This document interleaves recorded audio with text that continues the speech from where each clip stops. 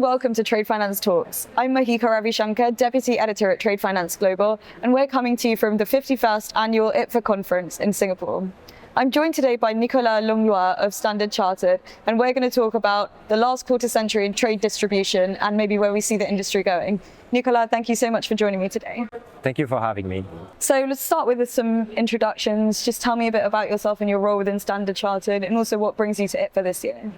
So I look after trade distribution globally, based in Singapore for Standard Chartered.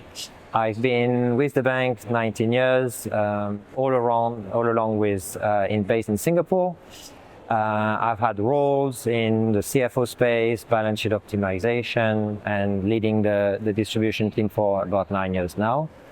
I'm very excited to be at ITFA. It's one of the few conferences where distribution of trade finance asset is one of the key topics. So there's a lot of interest for that area, and it's a great place to meet with old and new friends, but also to explore a new area of collaboration. Yeah, definitely. And kind of on that note, in what ways do you think that capital optimization through trade distribution has evolved over the last 25 years?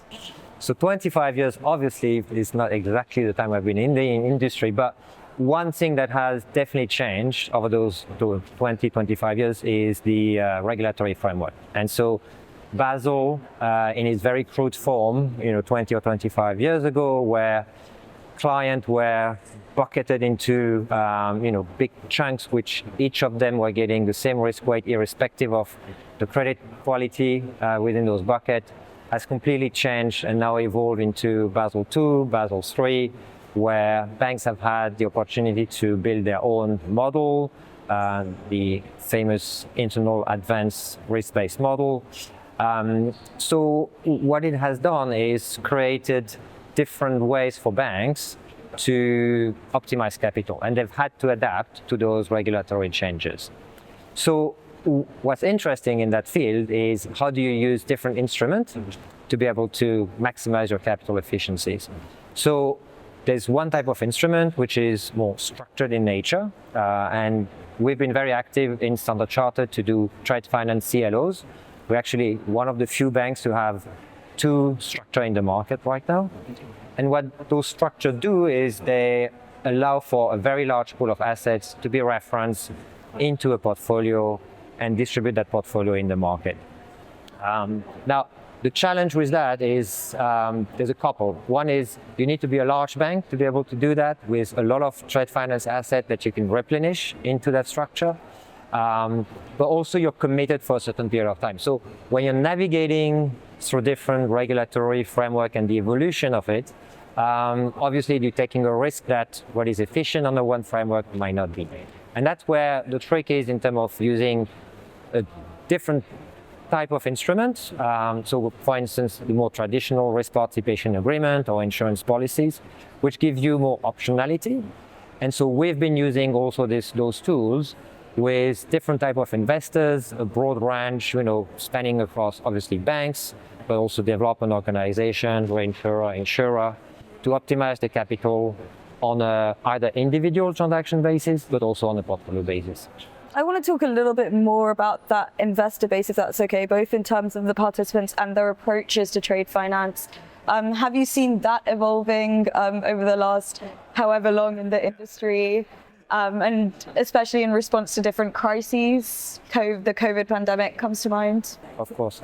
So yeah, definitely it has evolved. I think one thing that has changed is the fact that there are more and more participants in the market. And that's something which is very close to my heart, because I believe that the more participants, the greater the pie will be.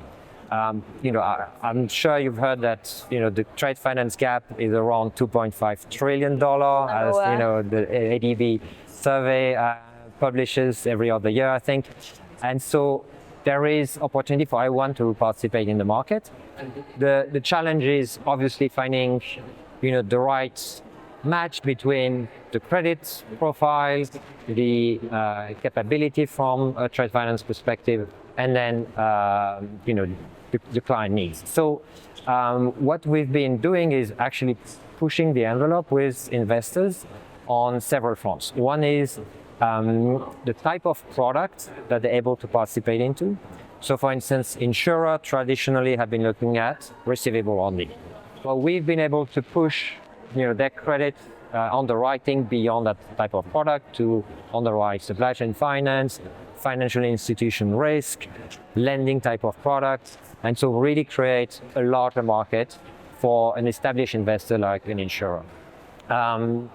We also do what I call secondary syndication. So this is a concept where we bring different type of investors who are usually not, partnering together, but because we're intermediating that transaction for them, we can bring a reinsurer on a risk participation basis, a bank on a funded participation basis, an insurer on an insurance policy basis, and mix and match the markets on a single transaction or facility. So that gives us a bigger range in terms of option to support large transaction in particular, and really expand the market.